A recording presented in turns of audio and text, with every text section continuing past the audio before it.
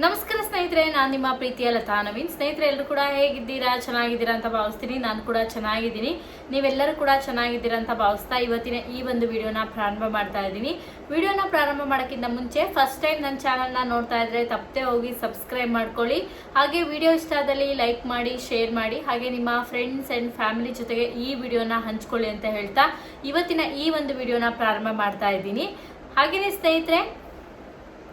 ಸ್ನೇಹಿತರೆ, ಇನ್ನೇನು ಹೊಸ ವರ್ಷ ಬಂದಾಯಿತು ಅಂತಲೇ ಹೇಳ್ಬೋದು. ನಾನು ನಿನ್ನೆ ಪೋಸ್ಟ್ ಮಾಡಿದಷ್ಟೇ, ವಿಡಿಯೋನ ಯಾವುದೇ ರೀತಿ ಅಪ್ಲೋಡ್ ಮಾಡಿರಲಿಲ್ಲ. ಸೊ ನನ್ನ ವಿಡಿಯೋನ ಯಾರೆಲ್ಲ ನೋಡ್ತಾ ಇದ್ದೀರಾ, ನಿಮ್ಮೆಲ್ಲರಿಗೂ ಕೂಡ ಹೊಸ ವರ್ಷದ ಆರ್ಥಿಕ ಶುಭಾಶಯಗಳು. ಸೊ ಕೇಳ್ಬೋದು ನೀವು, ನಮಗೆ ಯುಗಾದಿ ಹೊಸ ವರ್ಷ ಅಂತ. ಡೆಫಿನೆಟ್ಲಿ ಆಗಿ ಹೌದು, ಯುಗಾದಿನೇ ಹೊಸ ವರ್ಷ. ಆದರೆ ನಾವು ಪ್ರತಿ ವರ್ಷ ಡಿಸೆಂಬರಿಗೆ ಕ್ಯಾಲೆಂಡರ್ನ ಚೇಂಜ್ ಮಾಡ್ತೀವಿ, ಆಗ ಹೊಸ ಕ್ಯಾಲೆಂಡರ್ನ ತರ್ತೀವಲ್ವ. ಸೊ ಇದು ನಮಗೆ ಹೊಸ ವರ್ಷ ಅಂತಲೇ ಹೇಳ್ಬೋದು. ಸೊ ಪ್ರತಿಯೊಬ್ಬರು ಕೂಡ ಹೊಸ ವರ್ಷವನ್ನು ತುಂಬ ಗ್ರ್ಯಾಂಡಾಗಿ ಆಚರಿಸಿರ್ತೀರಾ. ಮನೆಯಲ್ಲೇ ಊಟ ಮಾಡಿಕೊಂಡು ಒಂದು ಖುಷಿಯಾಗಿ ಒಂದು ಫ್ಯಾಮಿಲಿ ಜೊತೆಗೆ ಒಂದು ಟೈಮ್ನ ಕೊಟ್ಟಿರ್ತೀರಾ ಅಂತ ಹೇಳ್ಬೋದು. ಸೊ ಇವತ್ತು ನನ್ನ ವಿಡಿಯೋನ ಯಾರೆಲ್ಲ ನೋಡ್ತಾ ಇದ್ದೀರಾ, ಹಾಗೆ ಯಾರೆಲ್ಲ ಸಬ್ಸ್ಕ್ರೈಬ್ ಮಾಡ್ಕೊಂಡಿದ್ದೀರಾ, ಸಬ್ಸ್ಕ್ರೈಬ್ ಆಗದೆ ಇರೋರಿಗೂ ಕೂಡ ನಿಮ್ಮೆಲ್ಲರಿಗೂ ಕೂಡ ಹೊಸ ವರ್ಷದ ಆರ್ಥಿಕ ಶುಭಾಶಯಗಳು. ನೀವು ಅಂದುಕೊಂಡಿರುವಂತಹ ಕನಸುಗಳು ಎಲ್ಲದೂ ಕೂಡ ಈಡೇರಲಿ, ಹಾಗೆ ನಿಮ್ಮ ಬಾಳಲ್ಲಿ ಸುಖ ಶಾಂತಿ ಇರಲಿ ಅಂತ ಅನ್ಕೊಂತೀನಿ. ಹಾಗೆ ನನ್ನ ಆಸೆಗಳೆಲ್ಲವೂ ಕೂಡ ಈಡೇರಲಿ ಅಂತ ನಾನು ಆ ದೇವ್ರ ಹತ್ರ ಪ್ರಾರ್ಥಿಸ್ತಾ ಇವತ್ತಿನ ಈ ಒಂದು ವಿಡಿಯೋನ ಪ್ರಾರಂಭ ಮಾಡ್ತೀನಿ. ಫಸ್ಟ್ ಟೈಮ್ ನೋಡ್ತಿದ್ರೆ ತಪ್ಪದೆ ಹೋಗಿ ಸಬ್ಸ್ಕ್ರೈಬ್ ಮಾಡ್ಕೊಳ್ಳಿ. ಹಾಗೆ ನನ್ನ ಇನ್ಸ್ಟಾಗ್ರಾಮ್ ಪೇಜ್ ಲಿಂಕನ್ನು ಕೂಡ ಕಮೆಂಟ್ ಬಾಕ್ಸಲ್ಲಿ ಪಿನ್ ಮಾಡಿರ್ತೀನಿ. ಪ್ರತಿಯೊಬ್ಬರು ನನ್ನ ವಿಡಿಯೋನ ನೋಡ್ತಾ ಇರೋರು ದಯವಿಟ್ಟು ಹೋಗಿ ನನ್ನ ಇನ್ಸ್ಟಾಗ್ರಾಮನ್ನು ಹೋಗಿ ಫಾಲೋ ಮಾಡಿ, ಸಪೋರ್ಟ್ ಮಾಡಿ. ನಿಮ್ಮೆಲ್ಲರ ಸಪೋರ್ಟ್ ನನಗೆ ತುಂಬಾ ಇಂಪಾರ್ಟೆಂಟು. ದಯವಿಟ್ಟು ಹೋಗಿ ಫಾಲೋ ಮಾಡಿ ಅಂತ ಹೇಳ್ತಾ ಈ ವಿಡಿಯೋನ ಪ್ರಾರಂಭ ಮಾಡೋಣ ಬನ್ನಿ ಸ್ನೇಹಿತರೆ. ಮೊದಲನೇದಾಗಿ ಹೇಳಬೇಕು ಅಂದರೆ, ಸಾಕಷ್ಟು ಕನಸುಗಳನ್ನು ಪ್ರತಿ ವರ್ಷನೂ ಕೂಡ ಪ್ರತಿಯೊಬ್ಬರು ಕೂಡ ಇಟ್ಕೊಳ್ತಾನೆ ಇರ್ತೀವಿ ಅಂತಲೇ ಹೇಳ್ಬೋದು. ಈ ಕೆಲಸ ಆಗಲಿ ಅಥವಾ ಆ ಕೆಲಸ ಆಗಲಿ ಅಥವಾ ನಾವು ಅಂದ್ಕೊಂಡಿರೋದು ಇದಾಗಲಿ ಅಂತ ಹೇಳ್ಬಿಟ್ಟು. ಸೊ ಈಗೆಲ್ಲ ಗೊತ್ತಿದೆ ನಿಮಗೆ, ಮ್ಯಾನಿಫೆಸ್ಟೇಷನ್ ತುಂಬ ಜನ ಮಾಡ್ತಾ ಇದ್ದಾರೆ. ಹಾಗೆಯೇ ತುಂಬ ಜನ ಇದರ ಬಗ್ಗೆ ಕ್ಲಾಸಸ್ಗಳನ್ನು ಕೂಡ ತಗೊತಾ ಇದ್ದಾರೆ. ಸೊ ಯಾರೆಲ್ಲ ತಗೊತಾ ಇದ್ದಾರೆ, ನಾನಂತೂ ಯಾವ ಕ್ಲಾಸಸ್ಸಿಗೂ ಡೆಫಿನೆಟ್ಲಿ ಆಗಿ ಅಟೆಂಡ್ ಆಗಿಲ್ಲ. ಬಟ್ ಇದು ನಿಜವಾಗ್ಲೂ ಒಂದು ಒಳ್ಳೆಯ ಕೆಲಸ ಅಂತಲೇ ಹೇಳ್ಬೋದು. ಎಷ್ಟೋ ಜನಕ್ಕೆ ಇದ್ರ ಬಗ್ಗೆ ಐಡಿಯಾ ಇರಲ್ಲ, ಒಂದು ಒಳ್ಳೆಯ ನಿರ್ಧಾರ ಅಂತಲೇ ಹೇಳ್ಬೋದು. ನಿಮ್ಗೆ ಏನಾದ್ರು ಇಂಟ್ರೆಸ್ಟ್ ಇದ್ದರೆ ಡೆಫಿನೆಟ್ಲಿ ಆಗಿ ಆ ಥರ ಕ್ಲಾಸಸ್ಗಳು ನಿಮ್ಗೆ ಏನಾದ್ರು ಸಿಕ್ಕಿದ್ರೆ ಜಾಯ್ನ್ ಆಗಿ. ಬಟ್ ನಾನು ಯಾವತ್ತೂ ಅದನ್ನು ಟ್ರೈ ಮಾಡಿಲ್ಲ. ಬಟ್ ತುಂಬ ಜನ ಅದ್ರ ಬಗ್ಗೆ ವಿಡಿಯೋ ಮಾಡಿದಾಗ ಖಂಡಿತ ಇದು 100% ನಿಜ ಇರ್ಬೋದು ಅಂತಲೇ ಎಲ್ಲರಿಗೂ ಕೂಡ ಅದೇ ಅನಿಸುತ್ತೆ. ನನಗೂ ಕೂಡ ಅದೇ ಅನಿಸಿದೆ ಅಂತಲೇ ನಾನು ಹೇಳ್ತೀನಿ. ಸೊ ಈಗ ಗೃಹಲಕ್ಷ್ಮಿ ವಿಚಾರಕ್ಕೆ ಬರೋದಾದರೆ, ಗೃಹಲಕ್ಷ್ಮಿ ಯೋಜನೆ ಹಣ ಇನ್ನೂ ಕೂಡ ಬಂದಿಲ್ಲ. ಸೊ ಇದಂತೂ ಎಲ್ಲರಿಗೂ ಕೂಡ ಒಂದು ಬೇಜಾರಿನ ವಿಚಾರ ಅಂತಲೇ ಹೇಳ್ಬೋದು. ಹಣ ಬರುತ್ತೆ ಅಂತ ಪ್ರತಿಯೊಬ್ಬರು ಕೂಡ ಕಾಯ್ತಾ ಇದ್ದೀವಿ. ಸೊ ಇನ್ನೂ ಕೂಡ ಹಣ ಬಂದಿಲ್ಲ. ಸೊ ಮೇಡಮ್ ಮತ್ತು ನೀವು ತಗೊತಾ ಇದ್ದೀರಾ ಅಂತ ಕೇಳಬೇಡಿ, ಡೆಫಿನೆಟ್ಲಿ ಇಲ್ಲ, ನನ್ನ ಖಾತೆಗಂತೂ ಹಣ ಬರ್ತಾ ಇಲ್ಲ. ಬಟ್ ನಮಗೆ ಬರ್ತಾ ಇರೋದು ಎಲ್ಲ ಗೊತ್ತಾಗುತ್ತೆ ಅನ್ನೋ ಒಂದು ವಿಚಾರಕ್ಕೆ ನಿಮ್ಗೆ ಹೇಳ್ತಾ ಇದ್ದೀನಿ ಅಷ್ಟೇ. ಸೊ ಪ್ರತಿಯೊಬ್ಬರು ಕೂಡ ಗೃಹಲಕ್ಷ್ಮಿ ಯೋಜನೆ ಹಣಕ್ಕೋಸ್ಕರ ಕಾಯ್ತಾ ಇದ್ದೀರಾ. ಯಾರೆಲ್ಲ ಪಡ್ಕೊತಾ ಇದ್ದೀರಾ ಅವರು ಈಗಾಗಲೇ ಈ ಹಿಂದೆ ಹಣವನ್ನು ಹಾಕಿದ್ರು, ಮತ್ತೆ ಹಣವನ್ನು ಜಮಾ ಮಾಡಿಲ್ಲ.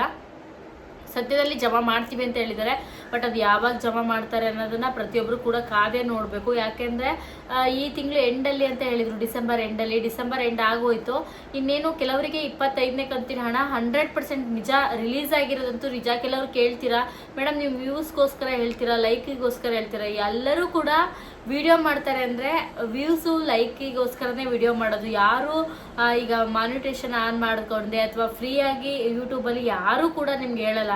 ನೀವು ಅನ್ಕೊಂತೀರಾ ಇಲ್ಲ ಅವ್ರ ಚಾನಲ್, ಯಾರು ಹೇಳಲ್ಲ. ನಾನಂತ ಅಲ್ಲ, ಪ್ರತಿಯೊಬ್ಬರು ಒಂದು ಯೂಟ್ಯೂಬ್ನ ಮಾಡಿದರೆ ಒಂದು ಇಷ್ಟು ರೂಪಾಯಿ ಬರಲಿ ಅಂತಲೇ ಮಾಡಿರ್ತಾರೆ. ಕೆಲವರಿಗೆ ಕೋಟಿ ಬರೋರು ಇದ್ದಾರೆ, ಲಕ್ಷ ಬರೋರು ಇದ್ದಾರೆ, ಕೆಲವರು 1000 ಪಡ್ಕೊಳ್ತಾ ಇರೋರು ಇದ್ದಾರೆ. ಅಥವಾ ನಮ್ಮ ಥರ ಬರದೆ 2 ತಿಂಗಳಿಗೊಂದ್ಸರಿ, 3 ತಿಂಗಳಿಗೊಂದ್ಸರಿ ಅಥವಾ 5 ತಿಂಗಳಿಗೊಂದ್ಸರಿ ಸಂಬಳ ಪಡೆಯೋರು ಇದ್ದಾರೆ. ಅದ್ರ ಬಗ್ಗೆ ನಾನು ಹೇಳಲ್ಲ, ಯಾಕೆಂದರೆ ಅದು ಅವರ ಲಕ್ ಅಂತಲೇ ಹೇಳ್ಬೋದು. ಕೆಲವರ ಹಾರ್ಡ್ ವರ್ಕಿಂದನೂ ಕೂಡ ವಿಡಿಯೋಗಳು ಕ್ಲಿಕ್ ಆಗುತ್ತೆ. ಕೆಲವರು ಅಷ್ಟೇ ಶ್ರಮಪಟ್ಟು ಮಾಡಿರ್ತಾರೆ, ಚಿಕ್ಕ ಮಕ್ಕಳನ್ನ ಇಟ್ಕೊಂಡು ವಿಡಿಯೋಗಳನ್ನ ಮಾಡಿರ್ತಾರೆ, ಅಥವಾ ಕಷ್ಟಪಟ್ಟು ನೈಟೆಲ್ಲ ಎಡಿಟಿಂಗ್ ಮಾಡಿರ್ತಾರೆ, ಅಥವಾ ತುಂಬ ಕಷ್ಟಪಟ್ಟು ವಿಡಿಯೋಗಳನ್ನ ಮಾಡಿರ್ತಾರೆ. ಅದರಿಂದನೇ ಅವರ ಲಕ್ಕು ಕೂಡ ಕೈಗೂಡುತ್ತೆ, ಅದ್ರ ಜೊತೆಗೆ ಅವ್ರ ಹಾರ್ಡ್ ವರ್ಕ್ ಕೂಡ ಕೈಗೂಡುತ್ತೆ. ಕೆಲವೊಂದು ಸರಿ ಲಕ್ಕು ಕೂಡ ಮ್ಯಾಟರ್ ಆಗುತ್ತೆ ಅಂತಲೇ ಹೇಳ್ಬೋದು.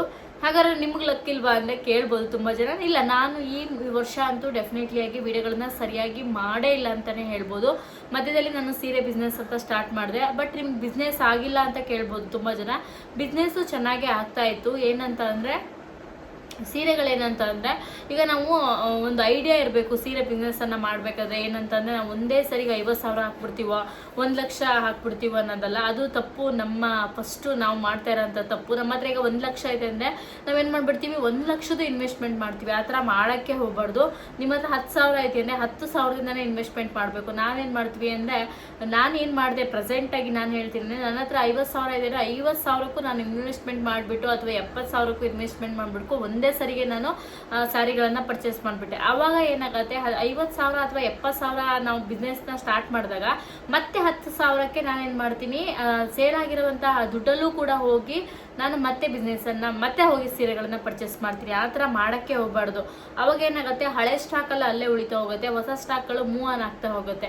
ಈಗ ಹಳೆ ಸ್ಟಾಕ್ಗಳು ಸೇಲ್ ಆಗೋದು ತುಂಬಾ ಕಷ್ಟ ಆಗಿಬಿಡುತ್ತೆ. ಯಾಕಂದರೆ ಡೇ ಬೈ ಡೇ ಸೀರೆಗಳ ಪ್ಯಾಟ್ರನ್ ಆಗಿರ್ಬೋದು, ಕಲರ್ ಆಗಿರ್ಬೋದು, ಕಾಂಬಿನೇಷನ್ ಆಗಿರ್ಬೋದು ಅಥವಾ ಲುಕ್ ವೈಸಲ್ಲೂ ಕೂಡ ಡೇ ಬೈ ಚೇಂಜ್ ಆಗ್ತಾ ಇರುತ್ತೆ. ಈಗ ನೀವು ನೋಡ್ತಾ ಇರ್ಬೋದು, ನಮಗೂ ಅಷ್ಟೇ ಇವತ್ತು ನೋಡಿದ ಕಲರ್ ನಾಳೆ ಇಷ್ಟ ಆಗಲ್ಲ ಅಥವಾ ಇವತ್ತು ನೋಡಿರೋ ಸ್ಲಿಪ್ಪರ್ ನಾಳೆ ಇಷ್ಟ ಆಗಲ್ಲ. ಅಂದರೆ ಈಗ ನಾವು ಚಪ್ಪಲರು ದಿನ ಹಾಕಿದ್ದನ್ನೇ ಹಾಕೊಂತೀವಿ ಅಥವಾ 5 ಜೊತೆ ಚಪ್ಪಲಲ್ಲಿ 5 ಜೊತೆ ರಿಪೀಟ್ ಮಾಡ್ತಾ ಇರ್ತೀವಿ. ಸೀರೆಗಳೇನಂತಂದರೆ ಹೆಣ್ಮಕ್ಳಿಗೆ ಇವತ್ತು ಇದಿಷ್ಟ ಆಗುತ್ತೆ ನಾಳೆ ಅದಿಷ್ಟ ಆಗುತ್ತೆ. ಡ್ರೆಸ್ಗಳಾದ್ರೂ ಹಾಗೇನೆ, ಸೀರೆಗಳಂತೂ ಡೇ ಬೈ ಡೇ ಒಂದು ಕಾಂಟ್ರಿಬ್ಯೂಷನ್ ಕಲರ್ಸ್ ಬರ್ತಾ ಇರುತ್ತೆ, ಚೇಂಜಸ್ ಆಗ್ತಾ ಇರುತ್ತೆ.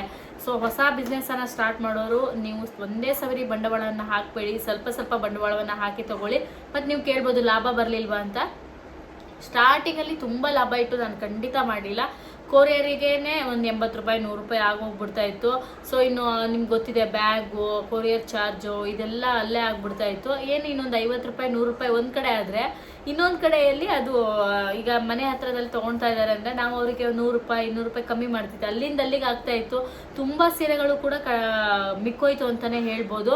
ಸೊ ಕೊನೆಗೆ ಅದು ಇನ್ನೂ ಕೂಡ ಸೇಲ್ ಆಗಿಲ್ಲ ಅಂತಲೂ ಕೂಡ ಹೇಳ್ಬೋದು. ಸೀರೆಗಳು ಚೆನ್ನಾಗಿದೆ, ಬಟ್ ಏನಂತಂದರೆ ಅದು ಪ್ಯಾಟ್ರನ್ ಕಮ್ಮಿ ಆಯಿತು ಅಂತ ಕೆಲವರು, ಇಲ್ಲ ಕೆಲವರು ಬೇಡ ಈ ಥರ ಸೀರೆಗಳನ್ನು ತರಿಸ್ಕೊಡಿ ಅಂತ. ಇನ್ನು ಸದ್ಯಕ್ಕೆ ಸ್ಟಾಪ್ ಮಾಡಿದ್ದೀನಿ, ಮುಂದೆ ನೋಡಬೇಕು. ಹಾಗೆ ಗೃಹಲಕ್ಷ್ಮಿ ಯೋಜನೆ ವಿಚಾರಕ್ಕೆ ಬರೋದರೆ ಹಣ ಬರುತ್ತೆ, ಈ ವಾರದಲ್ಲಿ ಹಣ ಹಾಕ್ತೀವಿ ಅಂತ ಹೇಳಿದ್ದಾರೆ. ಅಂದರೆ ನಿಮಗೆ ಮುಂದಿನ ಸೋಮವಾರದ ನಂತರ ಗೃಹಲಕ್ಷ್ಮಿ ಯೋಜನೆ 26 ಮತ್ತು 27ನೇ ಕಂತಿನ ಹಣವನ್ನು ಜಮಾ ಮಾಡ್ತಾರೆ. ಸೊ ದಯವಿಟ್ಟು ಎಲ್ಲರೂ ಕಾದು ನೋಡಬೇಕು. ಹಾಗೆ ನನ್ನ ಇನ್ಸ್ಟಾಗ್ರಾಮ್ ಪೇಜ್ ಲಿಂಕನ್ನು ಡಿಸ್ಕ್ರಿಪ್ಷನಲ್ಲಿ ಕೊಟ್ಟಿರ್ತೀನಿ, ಕಮೆಂಟ್ ಬಾಕ್ಸಲ್ಲಿ ಪಿನ್ ಮಾಡಿರ್ತೀನಿ. ಪ್ರತಿಯೊಬ್ಬರು ಕೂಡ ಹೋಗಿ ಫಾಲೋ ಮಾಡಿ ಸಪೋರ್ಟ್ ಮಾಡಿ ಅಂತ ನಾನು ನಿಮ್ಮಲ್ಲಿ ಕೇಳ್ಕೊತೀನಿ. ಸೊ ಇಷ್ಟೇ ಹೇಳ್ತಾ ಇವತ್ತಿನ ಈ ವಿಡಿಯೋನ ಮುಗಿಸ್ತೀನಿ. ದಯವಿಟ್ಟು ಎಲ್ಲರಿಗೂ ಕೂಡ ಇನ್ನೊಮ್ಮೆ ಹ್ಯಾಪಿ ನ್ಯೂ ಇಯರ್ ಅಂತ ಹೇಳ್ತಾ, ನಿಮ್ಮೆಲ್ಲ ಕನಸುಗಳು ಈಡೇರಲಿ ಅಂತ ಹೇಳ್ತಾ, ಮುಂದಿನ ವಿಡಿಯೋದಲ್ಲಿ ಮತ್ತೊಮ್ಮೆ ಸಿಗೋಣ. ದಯವಿಟ್ಟು ಪ್ರತಿಯೊಬ್ಬರು ಕೂಡ ಫಾಲೋ ಮಾಡಿ ಅಂತ ಮತ್ತೊಮ್ಮೆ ಕೇಳ್ಕೊತಾ ಈ ವಿಡಿಯೋನಲ್ಲಿ ಮುಗಿಸ್ತೀನಿ. ನೆಕ್ಸ್ಟ್ ವಿಡಿಯೋದಲ್ಲಿ ಸಿಗ್ತೀನಿ. Thank you so much. Bye bye ಸ್ನೇಹಿತರೆ.